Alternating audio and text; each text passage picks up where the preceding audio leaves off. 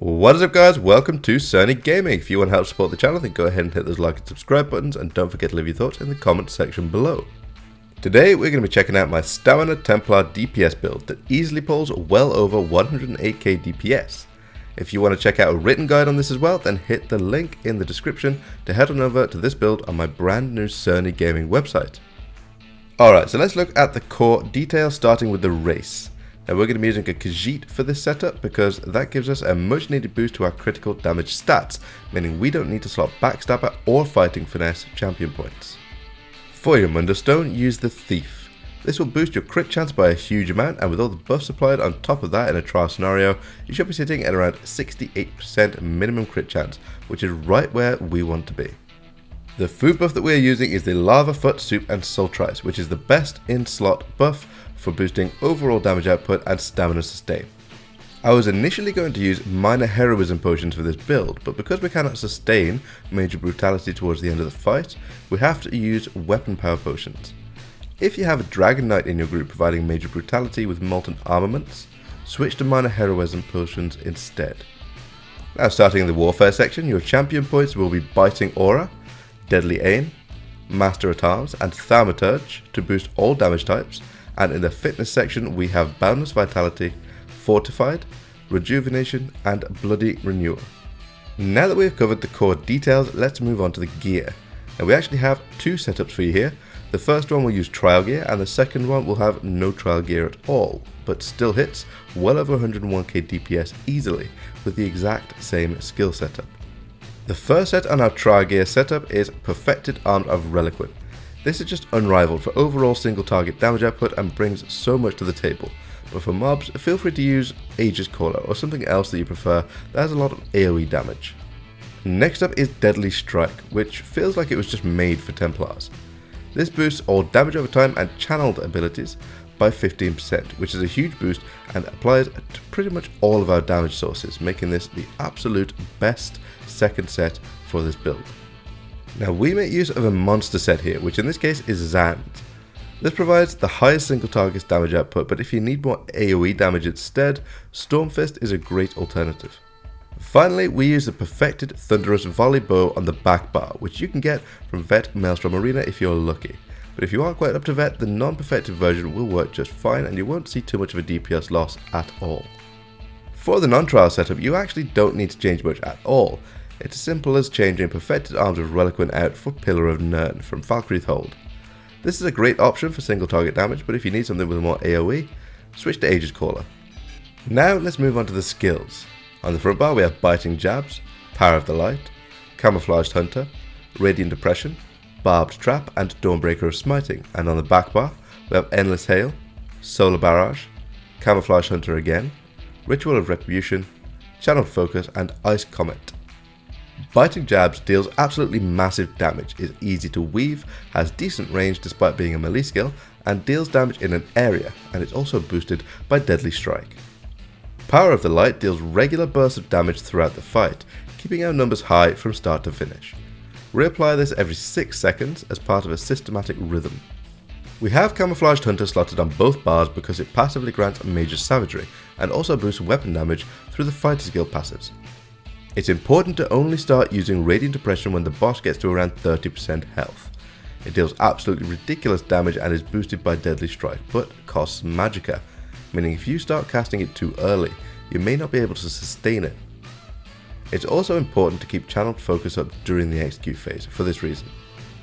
Barbed Trap is essential for granting us the valuable Minor Force buff, and also serves as a respectable single target damage over time ability as well.